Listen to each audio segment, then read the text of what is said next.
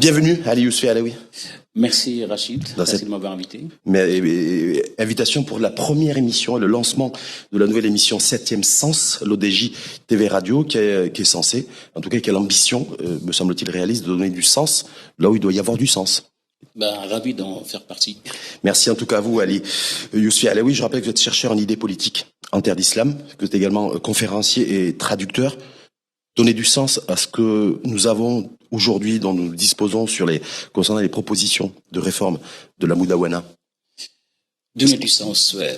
Je pense que tout ce qui a été fait a déjà du sens. Parce que, c'est-à-dire, vu le chemin parcouru, notamment depuis 93 et puis 2004, et puis les changements toutes les 2 années depuis le discours de Sa Majesté qui a appelé à la réforme de la Moudawana en 2022, discours du trône, je l'ai renouvelé cela, et puis tout l'engagement de la société civile, des intellectuels, et de partis politiques, de certains partis politiques, dans ce sens-là, ça a déjà du sens, ça donne du sens à ce qui se passe au Maroc. Donc le Maroc, ça bouge. Ça bouge avec sa société civile, avec son pouvoir, avec l'État en général. Est-ce que ça bouge pas non plus? Est-ce que ça bouge dans tous les sens? Ou est-ce que, parce que on a l'impression qu'aujourd'hui, surtout depuis le 24 décembre dernier, lorsque les propositions ont été dévoilées concernant la réforme, la nouvelle réforme du code de la famille, Moudawana, ça bouge réellement dans tous les sens, ne serait-ce qu'à la lumière des réseaux sociaux. Entièrement d'accord avec vous, ça bouge dans tous les sens, ce n'est pas étonnant. Ce n'est pas étonnant parce que c'est derrière des gens qui revendiquent, qu'on appelle des progressistes, sont des gens tout simplement des militants pour la nation, pour le pays, pour les citoyens marocains, pour le bonheur et la justice pour les citoyens marocains. Ils ont essayé de donner sens dans le sens du progrès. Mais ce progrès, tout le monde n'est pas content du progrès, tout le monde n'est pas capable d'assumer le progrès. Les gens, ils sont dans des zones de tranquillité, de confort traditionnel, et ça fait peur. Notamment parce qu'on des gens qui ont des intérêts politiques cachés ou parfois, cachés comme flés, ils brandissent des menaces contre le progressisme, c'est une menace contre l'islam.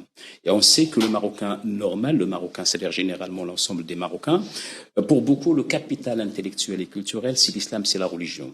Et quand on leur dit que l'islam est en danger, eh ben ça bouge dans tous les sens. Ça fait c'est la perception que vous faites aujourd'hui de ce qui a été du ressenti général et généralisé des populations aujourd'hui, parce qu'on voit vous avez excusez-moi si vous avez entendu. Bien sûr. Vous avez c'est-à-dire des réactions c'est-à-dire très différentes. Vous avez les réactions des gens qui sont intellectuels engagés dans le progressisme, ils ont des réactions qu'on peut mettre dans une case. Vous avez la réaction de certains rêveurs d'un certain califat, qui refusent tout, bien sûr, qui ne sont pour aucun changement, on ne touche à rien, même on revient même en arrière. Donc ça, c'est notre cas, c'est notre courant. Et vous avez un courant des islamistes politiques qui, eux, tablent pour, c'est-à-dire rester dans le jeu politique et tout, mais qui veulent pas revenir en arrière, mais qui veulent que ça bouge pas. Ils veulent pas qu'on revienne en arrière, mais ils veulent pas que ça bouge. Et vous avez l'ensemble des réseaux sociaux, les gens qui ne suivent pas l'information, qui ne sont pas assez informés et qui consomment ce qu'on leur présente, ce que les uns et les autres leur présentent. Qui le consomment ou qui l'interprètent? Qui le consomment déjà comme il a été présenté par l'islamisme quand il propose, il menaçait, il proposait ça comme menace de l'islam, on consommait ça comme menace de l'islam. Et donc la réaction va dans le sens, l'islam est menacé. Est-ce que ça veut dire, Ali Yousfi Alaoui, que, en fait, parce que je rappelle, vous, en qualité de chercheur des idées politiques en terre d'islam, c'est-à-dire que la centralité de la religion aujourd'hui, et de l'islam, religion d'État, je le rappelle, c'est ça qui, en fait, donne lieu à toute cette effervescence et à des sens, à des contresens qui sont exprimés en matière d'expression.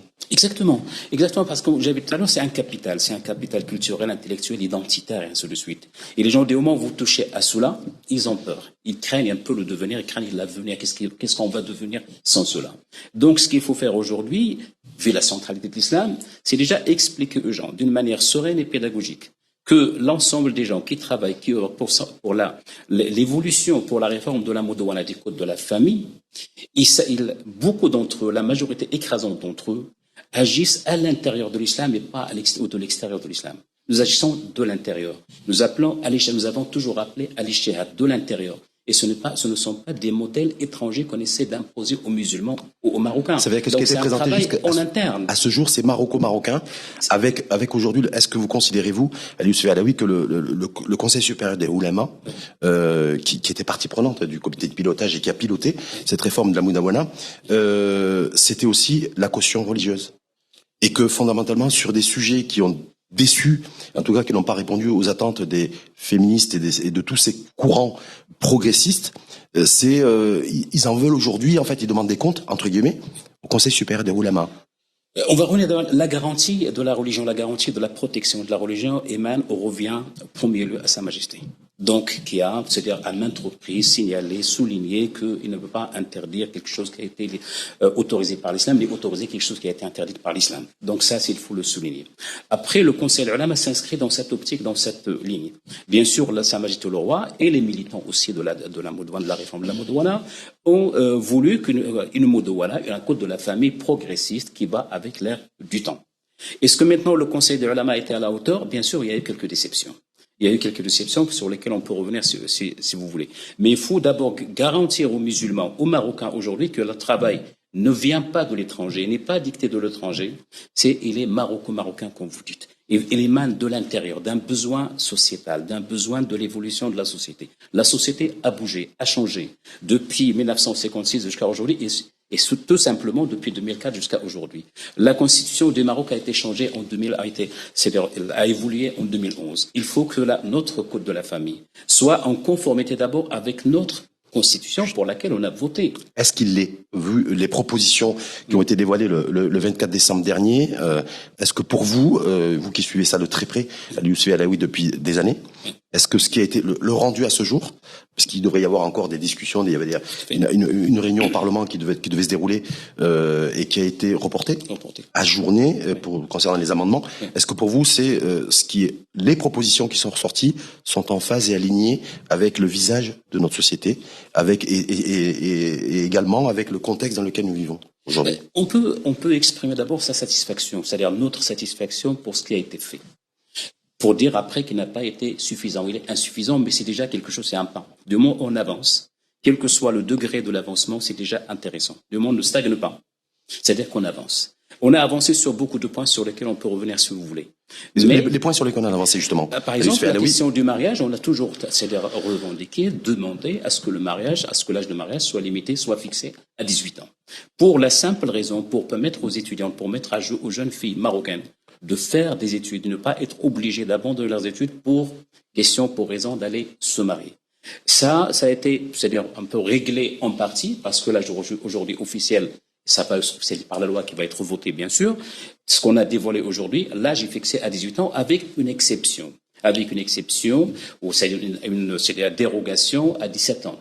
À 17 ans pour des ans extrêmes. Et là, nous espérons que les garanties soient faites, que cette exception ne soit pas la règle comme c'était le cas avant. Parce qu'on a laissé, c'est-à-dire le droit au juge d'intervenir dans cette affaire. Et dans cette affaire, entre 2004 et 2024, on a vu que certains juges se permettaient de marier des petites filles de 13 ans et de 14 ans et de 15 ans. Et donc, ce n'est plus possible de revenir à cela. Donc, c'est une petite avancée. Une avancée assez intéressante de dire l'âge légal pour l'ensemble des jeunes Marocains est à 18 ans, avec quelques exceptions selon, bien sûr. Et pourquoi, selon vous, il n'a pas été relevé à 18 ans l'âge?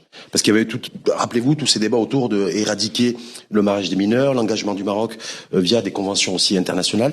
Pourquoi relever le seuil de 16 à 17 ans et ne pas le relever à 18 ans? Qu'est-ce qui a freiné? Est-ce qu'il y a une dimension culturelle et religieuse qui a contraint? Non, rien de culturel, rien de religieux. C'est juste parce que les gens, c'est-à-dire, je suppose que les gens, le Conseil des ulama a pris en considération la situation des filles ou dans des cas où il n'y a pas d'école à la campagne, où il y a des écoles dans les montagnes, et que, c'est-à-dire, si on peut avancer un petit peu, ça permettait de régler des problèmes. Ça veut dire régler le problème, c'est-à-dire de satisfaire les parents, de satisfaire le mari qui veut se marier. Mais il n'y a rien, aucun aspect religieux là-dessus. Il n'y a pas d'obligation religieuse qui nous oblige à fixer l'âge à 17 ans. On peut le fixer à 18 ans. Et c'est une sorte simplement d'harmonie. L'âge du vote du citoyen et la citoyenne, c'est 18 ans. Donc, c'est-à-dire qu'on considère que le Marocain ne peut être capable d'assumer une responsabilité politique ou publique, générale et sociale qu'à l'âge de 18 ans. Par contre, il peut se marier avant. Pourquoi il pourrait assumer une responsabilité familiale avant 18 ans? Donc, il faut être un peu, c'est-à-dire homogène dans sa vision. En tout cas, vous, c'est une petite avancée. Le relèvement du seuil d'âge minimal pour le mariage. C'est un pas en avant. Et c'est un pas en avant qui promet qu'il y aurait d'autres pas après, surtout que Sa Majesté a appelé le Conseil des ulama à avoir une certaine instance qui va suivre l'ensemble de la Modouana pour l'évolution, pour ne pas attendre encore 20 ans. Et donc, si ça se trouve, on va voir que soit il y a mal utilisation de cette exception, soit on n'en a pas besoin et on peut, en cours de route, dans 1 an, dans 2 ans, dans 3 ans, relever ou enlever cette exception pour dire l'âge de mariage chez 18 ans. Comme on peut le faire pour le reste des amendements qui ont été acceptés. Du moment où cette ouverture est restée. Et c'est la grande, c'est-à-dire pour moi, c'est une grande, personnellement, la grande ouverture, c'est celle-là. C'est de laisser la porte ouverte à l'ijtihad au quotidien, selon l'évolution de la société marocaine, et ne pas attendre encore un quart de siècle pour faire un changement. Parce que pendant ce quart de siècle, il y a beaucoup de filles, beaucoup de jeunes filles, beaucoup de parents, beaucoup de mères, célibataires ou pas célibataires, qui ont souffert des injustices. Ça, c'est pour le mariage des mineurs. On a vu aussi que concernant la polygamie, il y a un renforcement du cadre juridique pour contraindre encore un petit peu plus. Ça aussi, c'est une avancée, mais avec, c'est-à-dire un arrière-goût amertume. C'est un arrière-goût amer. Pourquoi amer? Parce que ce que nous voulions à la base, c'est interdire la polygamie et la bigamie. Pas de cas extrêmes. Parce que quand on se marie, c'est pour le meilleur et pour le pire. Et quand pour le meilleur et le pire, donc c'est la femme, elle est malade, ou la femme, elle n'est pas, parce qu'il parlait de, moi je mets ça entre guillemets, du devoir conjugal. Je ne l'appelle pas ça un devoir conjugal, c'est une conception traditionnaliste. C'est-à-dire la famille, c'est deux personnes qui s'aiment, qui s'entendent, qui se soutiennent l'un et l'autre durant toute la vie. Donc ils ont un projet de vivre ensemble. Et ce ensemble, c'est un soutien. Si la femme est malade, ou la femme ne peut pas donner d'enfant, et donc elle a besoin de soutien de son mari. Et là, le problème, c'était l'adoption. On n'a pas accepté l'adoption, donc on va recourir à, si la femme ne peut pas donner d'enfant, c'est-à-dire le mari, il peut permettre à son mari de se remarier. On peut avoir aussi le cas opposé où c'est l'homme qui ne peut pas avoir d'enfant. Et on ne peut pas avoir d'enfant. On n'a pas parlé de ça. On n'a parlé que de la femme qui n'est pas d'enfant. Dans ce cas-là, si l'homme ne peut pas avoir d'enfant, est-ce que la femme doit divorcer ou ce qu'elle doit faire? C'est-à-dire la solution, c'était l'adoption. Aujourd'hui, on a la kafala, mais ce n'est pas assez parce que les gens ils veulent dépenser pour les enfants qu'ils considèrent comme les leurs, comme ça se passe ailleurs. Ça se passe. Voilà. Donc à ce niveau-là, la polygamie devrait être interdite parce qu'il n'y a pas d'obligation religieuse, contrairement à ce que les salafistes nous disent. C'est une permission. وإن خفتم ألا تعدلوا في اليتامى فاحلوا لكم من النساء مثنى وثلاث ورباع. إن خفتم ألا تعدلوا, si vous avez peur de ne pas être juste avec les orphelines, parce que des gens à l'époque utilisaient les orphelines, c'est-à-dire consommer leurs biens et tout, et se marier avec elles d'une manière un peu abusive. Et donc là, on dit, il vous a été permis d'aller chercher, laisser les orphelines tranquilles et aller chercher une deuxième femme, une troisième, une quatrième. Donc, ce n'est pas une obligation. Donc, il y avait le souci de protéger les enfants. Ce n'est pas une obligation religieuse. C'est une ouverture religieuse. Et donc, cette ouverture, si on l'a fermée aujourd'hui, parce que a changé, ça ne pose aucun problème pour la religion. Donc, est-ce que ça veut dire, Youssouf Alaoui, que sur le mariage des mineurs, le seuil qui a été relevé de 16 à 17 ans, sur la polygamie, avec un renforcement du cadre juridique, là, il n'y a rien de religieux, il n'y a pas de fait religieux, il n'y a aucun lien culturel et religieux. Par contre, et là, donc, il y a une avancée. Est-ce que sur le coup concernant l'héritage? L'héritage, c'est problématique. Est-ce que là, du coup, tout ce qui, en fait, avant de rentrer dans le détail avec vous, Youssouf Alaoui, est-ce que là où il y a du religieux, où il y a une tonalité religieuse, eh bien, il n'y a pas eu forcément d'avancée. C'est le ressenti, en tout cas. Pas vraiment. Parce que, c'est-à-dire, on a une petite avancée. Il y a toujours, ça a bougé un petit peu. Et ça, il faut le souligner. Il ne faut pas être négatif non plus. Ça a bougé, mais pas assez. Pas assez pour l'évolution du Marocain et de la Marocaine. C'est-à-dire, nous avons tous, la société a bougé, mais on n'a pas bougé à la hauteur de l'évolution de la société. Ce qui aurait été, c'est-à-dire judicieux, c'est d'abroger le ta'sib. Déjà, la première des choses. Et donc, il y a eu opposition ferme du Conseil supérieur des oulémas, a priori. Il fallait l'abroger, c'est-à-dire du moment où, déjà, c'est-à-dire la chose la plus évidente, c'est que ce ta'sib n'est pas cité dans le Coran. Il n'y a pas de verset coranique, c'est une invention humaine, c'est-à-dire des hommes, des fuqaha, qui ont interprété la religion et qui donnent droit à un mâle de la famille de venir hériter quand il n'y a que des filles qui sont, c'est que le défunt a laissé que des filles. Et donc ça, il fallait l'abroger, il fallait faire de l'ijtihad. Encore une fois, de l'intérieur de l'islam, parce qu'on a un principe qui s'appelle la maslaha. C'est dans le fiqh al-maliki, chez Ash-Shatibi, fiqh al-maqasid, c'est-à-dire le fiqh de la finalité. Et les finalités, c'est l'intérêt des filles, c'est l'intérêt des orphelines. Et dans ce cas-là, il fallait abroger. Pourquoi ça n'a pas été fait? Pourquoi le Conseil supérieur des oulémas, a priori, s'est prononcé, a eu pris une position extrêmement tranchée là-dessus, sur quelque part, c'est comme ça que ça a été perçu d'ailleurs, le maintien de l'inégalité en matière d'héritage. L'inégalité, exactement, c'est le mot qu'il faut dire, c'est l'inégalité, l'injustice en matière d'héritage. C'est-à-dire maintenir le ta'sib, qu'est-ce qui a poussé le Conseil des oulémas ou comment il a justifié cela? On attend des explications. On n'a pas d'explication. Est-ce qu'il y aura des explications selon vous, compte tenu qu'aujourd'hui, c'est les partis politiques et les parlementaires qui sont saisis du sujet, puisqu'il y a un projet de loi qui devrait être présenté dans les prochains jours, voire les prochaines semaines, et qu'on a l'impression qu'aujourd'hui, j'ai bien dit l'impression, qu'en fait, le Conseil supérieur des oulémas ne va plus se prononcer. Je peux dire que, quelle que soit l'explication, soit donnée ou pas donnée, quelle que soit l'explication, il n'est pas convaincante. Il n'est pas convaincante parce que les salafistes, parce qu'on ne dit pas les conservateurs, parce qu'on est tous plus ou moins conservateurs quelque part, mais c'est-à-dire on veut conserver cette religion, on veut conserver cette identité, tous. On a tous cette jalousie, c'est-à-dire de conserver notre identité. Mais la vision est différente. On la conserve dans l'évolution, on la conserve en la faisant progresser. On ne la conserve pas en la gelant. Et donc ce qui a été fait maintenant, c'est geler la pensée religieuse à ce niveau-là, au niveau de Tassib. Et donc, quelle que soit l'explication, il n'est pas acceptable et inadmissible parce que, c'est-à-dire, il n'est pas acceptable parce qu'il n'y a pas de texte tangible. Et même quand il y a des textes tangibles dans l'islam, on peut en discuter. Pourquoi? Parce que, comme on avait dit à maintes reprises, dans le texte religieux, le texte grand T, c'est-à-dire le Coran, il y a des textes tangibles qui n'ont pas été respectés, qu'on a abrogés, qu'on n'utilise pas aujourd'hui. Je rappelle, comme tout le qu'on l'a rappelé à maintes reprises, la main coupée des voleurs. On ne coupe plus les mains aux voleurs. Il y a un texte tangible. Le voleur et la voleuse, coupez-leur les mains. Pourquoi on ne l'utilise pas aujourd'hui? Pourquoi tout le monde ne sort pas dans la rue pour le revendiquer? Parce qu'il n'y a pas d'intérêt financier dans cette affaire. C'est-à-dire les relations extra-conjugales, d'image. La lapidation. C'est-à-dire, Omar Loftab nous disait que là, il y avait un verset coranique qui disait qu'il fallait lapider les deux, c'est-à-dire ces fornicateurs quand ils sont mariés, c'est l'extra-conjugal, et les fouetter à son fouet quand ils ne sont pas mariés. Apparemment, le verset coranique a été abrogé, il n'existe plus dans le courant de la lapidation, ça a été appliqué par les fuqaha. Aujourd'hui, on ne lapide plus. Donc, on va dire là, il n'y a pas de texte, il n'y a plus de texte. Mais le fouet, c'est-à-dire pour les gens non mariés, qui ont des relations extra-conjugales ou mariés, les sans fouet, on ne les utilise pas. Pourquoi? À mon avis, parce qu'il n'y a pas d'intérêt financier. Donc personne ne milite, ne sort dans la rue pour nous dire attention, vous avez touché au Coran. C'est-à-dire qu'on a accepté à certains niveaux l'évolution de la société, l'évolution des mentalités, l'engagement de l'État vis-à-vis des citoyens, parce qu'on ne peut pas couper les mains aux gens et les prendre en charge plus tard.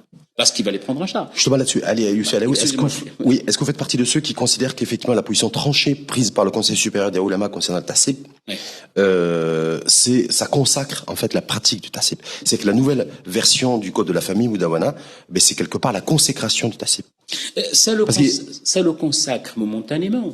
C'est-à-dire, moi, je suis toujours optimiste. L'évolution, c'est-à-dire la société marocaine évolue, les mentalités évoluent, d'où l'intérêt des débats. L'intérêt des débats pour faire évoluer aussi les mentalités, pour dire il n'y a pas quelque chose à consacrer là-dessus. Donc, ça peut être consacré aujourd'hui. On peut ne pas le toucher aujourd'hui, mais on peut revenir sur cette question demain ou après-demain, dans un an, dans deux. Donc, la porte n'est pas fermée. Et je rappelle cette ouverture de l'ijtihad, c'est-à-dire à laquelle a appelé Sa Majesté, c'est une porte qui nous apporte l'espoir de revenir sur des questions qui n'ont pas été tranchées aujourd'hui, pour dire au Conseil supérieur des ulama, faites un effort d'ijtihad.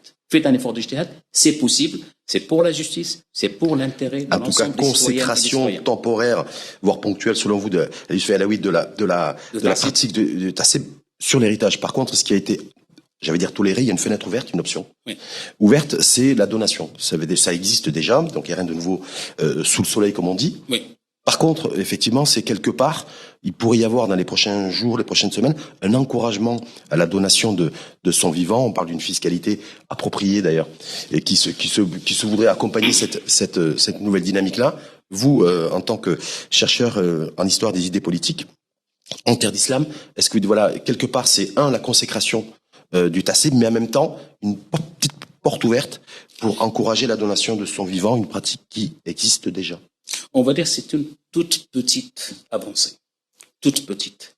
Pourquoi? Parce qu'en apparence, c'est intéressant, parce que certaines personnes peuvent faire donation de l'ensemble de leurs biens, s'ils le veulent, à leurs filles ou à leurs héritières. De leur vivant. De leur vivant c'est-à-dire à acquérir après leur décès. C'est-à-dire qu'ils jouissent encore de leur bien, de leur vivant, les parents. Le problème, c'est que quand on fait donation, il faut se poser la question, qui est le Marocain aujourd'hui qui n'est pas capable de faire la donation, qui va faire la donation s'il n'y a pas une loi qui l'oblige à cela? Ce sont la partie infime des progressistes, des gens qui sont ouverts d'esprit et qui veulent garantir l'avenir de leurs filles. Mais tout l'ensemble des citoyens c'est-à-dire le simple, les citoyens, c'est-à-dire dans la campagne, à la montagne, et même dans certaines villes, qui n'ont pas cette ouverture d'esprit, qui sont influencés par ce discours conservateur, par ce discours salafiste. Ils vont dire, moi, je respecte la charia comme elle était faite. Du moment où il n'y a pas d'obligation, moi, je ne fais pas de donation. Donc cette porte ouverte, pour vous dites, en fait, elle va être pour une minorité, pour une élite. Population aisée. C'est eux qui vont, parce que quand on regarde de près cette dynamique et ce phénomène, en tout cas, de donation de son vivant à ce jour, c'est plutôt les catégories de population aisée. Donc, est-ce que dites-vous que cette petite fenêtre ouverte, de toute façon, restera ouverte que pour les populations aisées et pas pour les populations défavorisées? Parce que défavorisés, ils sont pas interdits de le faire.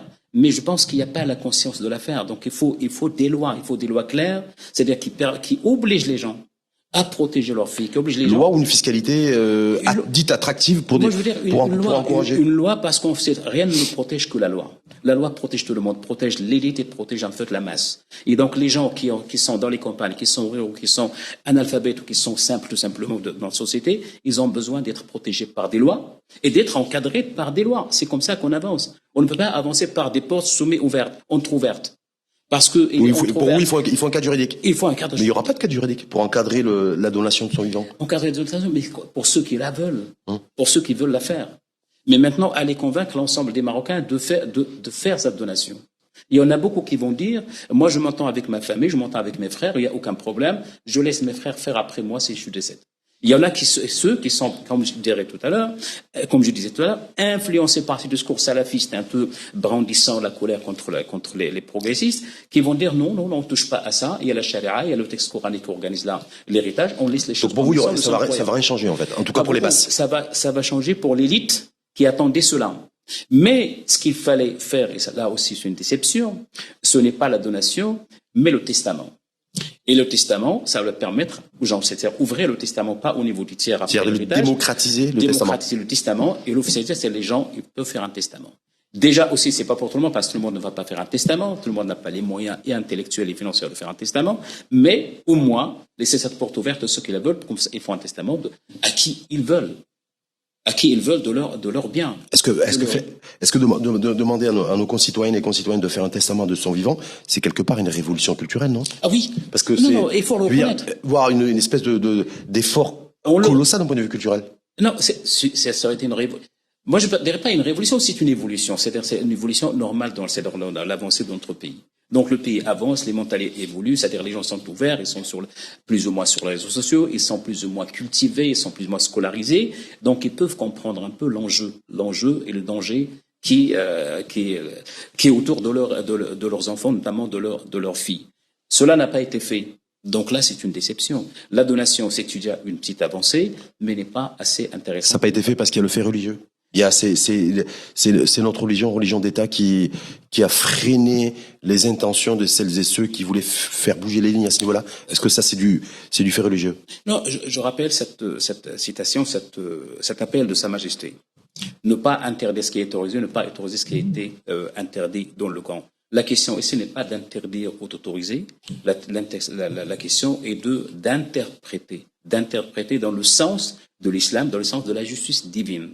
La justice divine, c'était une justice à Médine et à la Mecque, notamment à Médine, à l'époque du vivant du prophète, sallallahu alayhi wa sallam, et à l'époque des compagnons du prophète, mais la société a bougé. Ce qui était juste à l'époque ne l'est plus aujourd'hui, parce que la société a bougé. À l'époque, la prise en charge des filles était faite par l'oncle, par le grand-père, par le cousin, et ainsi de suite. Ce n'est plus le cas aujourd'hui. On ne peut plus revenir à ça. Nous sommes dans des sociétés de plus en plus individualistes. Et le fait aussi d'avoir intégré le fait d'exonérer le foyer familial de l'enjeu, en tout cas de dispatching, si je puis dire, de l'héritage. Est-ce que ça, c'est une fenêtre aussi, une autre petite fenêtre ouverte, ou pas, selon vous? Tout à fait.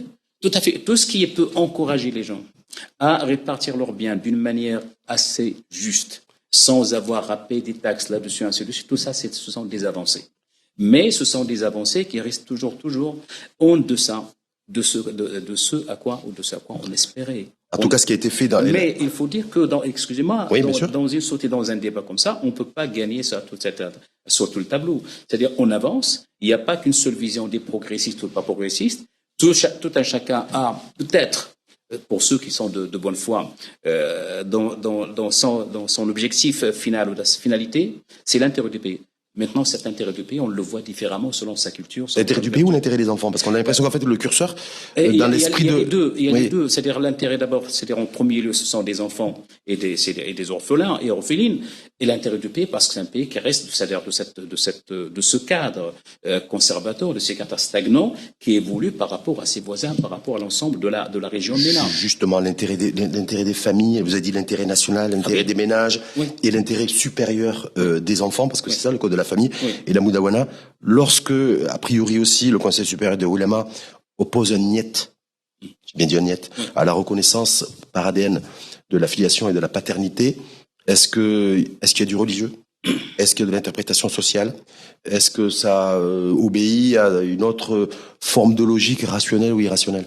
Je ne peux pas comment le Conseil des Oulémas pourrait justifier cela plus tard à l'ensemble des citoyens marocains, parce que au Maroc, dans le cadre de la justice, on recourt à l'ADN pour prouver l'inculpation ou la libération, c'est-à-dire d'un accusé. Et donc, on recourt à cela, et le reconnu, on l'utilise au quotidien, et l'ADN est fiable à 99,99%. Pourquoi est-ce qu'on utilise l'ADN dans un cas et on ne l'utilise pas dans un autre?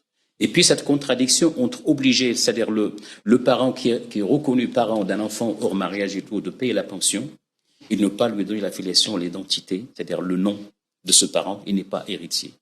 Ce contraste, cette contradiction, n'est pas compréhensible du tout. On ne peut pas la comprendre. Est-ce que ça veut dire qu'il y a à la fois du religieux et du social et du sociétal, et qu'on n'a pas trouvé la bonne alchimie, en fait, et la bonne, la bonne recette? On se dit, voilà, on a l'impression qu'en fait, il y a à la fois du religieux qui est présent et à la fois du social. Si vous permettez, oui. Je ne peux pas voir qu'est-ce qu'il y a de religieux dans cette affaire. L'ADN n'existait pas à l'époque du prophète. Il y avait quelque chose qui s'appelle le qiyafa. Et le qiyafa, ce sont des gens qui sont connus dans l'ilm al-ansab et qui peuvent, quand il y a une femme, dit qu'elle était enceinte, tombée enceinte d'un tel ou d'un tel, qui peuvent regarder les personnes qui sont censées avoir relation avec cette femme et qui peuvent dire l'enfant, il ressemble à celui-là, et donc c'est son enfant, il doit le reconnaître. Et donc c'était comme ça parce que c'était les moyens de l'époque. Les moyens ont changé aujourd'hui. La science a avancé. Pourquoi ne pas permettre à notre façon de vivre de profiter des avancées de la science? C'était la seule façon de dire aux gens qui peuvent avoir des relations hors mariage, vous allez avoir des relations, mais assumez vos responsabilités. Vous allez avoir des relations sexuelles, assumez vos responsabilités parce que l'ADN est là. Et quand l'ADN est là, vous allez avoir un enfant dans le cadre de mariage ou hors du mariage et vous allez lui donner votre nom, votre héritage et vous allez le prendre en charge. Alors que là, on peut dire aux gens, si vous n'êtes pas attrapé par la justice, vous pouvez toujours avoir des relations hors mariage. Et donc, en fait, l'apport de relations extra-conjugales hors du mariage, au cadre du mariage, n'est pas encore fermé. L'ADN aurait diminué ces relations parce que les gens seraient responsables, conscients qu'ils vont être rattrapés par la science. Est-ce que ça veut dire aussi que ça maintient les mères célibataires, les mamans célibataires? D'ailleurs, je profite de cette émission avec vous, pour rendre un hommage aussi à Aïcha Chenna, voilà, qui s'est battue pendant des décennies, militante pour le statut, pour qu'il y ait un statut qui soit réellement donné aux mères célibataires, la non-reconnaissance de l'ADN comme lien de filiation et de paternité. Est-ce que ça veut dire aussi que ça entretient le fait que ces mères célibataires vont continuer à ne pas et ne plus avoir de statut social? Tout à fait. Tout à fait, c'est-à-dire hommage à cette femme, à cette grande femme que j'ai rencontrée, que j'ai connue et tout, qui a milité pour les femmes, pour les mères célibataires et qui est partie de rien, c'est-à-dire d'un sentiment humain et qui malheureusement n'a pas été, dans le travail, malheureusement n'a pas été reconnu qu'à la fin de sa vie. Parce qu'il a été quand même combattu par les salafistes pendant longtemps. Comme quoi, il encourageait c'est-à-dire les relations extra-conjugales, les relations sexuelles hors mariage. Ces femmes-là, ces filles qui sont, c'est-à-dire les victimes de ces relations, qui ne sont pas coupables dans cette affaire, parce que pour beaucoup, ils sont soit ignorants, soit jeunes, soit pas. On leur a promis des mariages, on leur a promis autre chose, donc ils sont tombés dans ces pièges. Et puis on les laisse se battre seuls. Ils sont bannis par la famille, banni par la tribu, banni par la région et n'est pas reconnu par l'État, comme de statut par l'État. Non seulement elles, mais aussi leurs enfants. Donc il y a une souffrance des mères célibataires qui n'est pas reconnue, il y a une souffrance de l'enfant, et je ne vois pas comment est-ce qu'on peut reconnaître la pension à un enfant Ils n'ont pas le reconnaître un nom, donc il restera toujours dans cette catégorie d'enfants illégitimes. Et les apatrides, comme ça, d'ailleurs, où c'est qui est un vrai sujet. Ouais. Sur le fait, en guise de conclusion, Youssouf Alaoui, sur cette opposition aujourd'hui qui est faite depuis le 24 décembre, depuis que ces propositions de réforme de la Moudawana ont été rendues publiques, c'est surtout un emballement au niveau des réseaux sociaux, parce qu'il n'y a pas eu encore de parole politique, de prise. On voit en fait les hommes qui considèrent que on va déshabiller les hommes pour habiller les femmes dans ces propositions de réforme de la famille. On a l'impression qu'en fait on a une opposition qui s'endurcit, en tout cas qui devient de plus en plus ça devient de plus en plus compliqué entre les hommes et les femmes. Les femmes ne s'expriment pas trop, sauf de la déception sur certains sujets. Par contre, les hommes considèrent que le peu qui leur restait en termes de droits et de domination entre guillemets masculine, ils vont tout perdre. Ce n'est pas du tout, c'est absolument pas du tout l'objectif. C'est pas d'enlever aux hommes pour donner aux femmes. C'est tout simplement donner du sens à la femme. Et parce que ces gens-là qui parlent sur les réseaux sociaux, qui font des débats de tout et de n'importe quoi, feu de tout bois, en fait, ils ont une conception de la famille qui est tout simplement inacceptable. On ne peut pas bâtir une famille sur une exploitation. On ne peut pas exploiter une femme pour bâtir avec elle une famille. Une famille, comme j'ai dit tout à l'heure, c'est l'amour, c'est la compréhension, c'est la complémentarité. Et dans cette complémentarité, quand on rentre dans ce cadre-là, on rentre de bonne foi. Et la bonne foi, c'est-à-dire on va construire quelque chose ensemble. Du moment où on l'a construit ensemble, quelle que soit la participation de l'un et de l'autre, ça nous appartient à nous deux et ça appartient à nos enfants.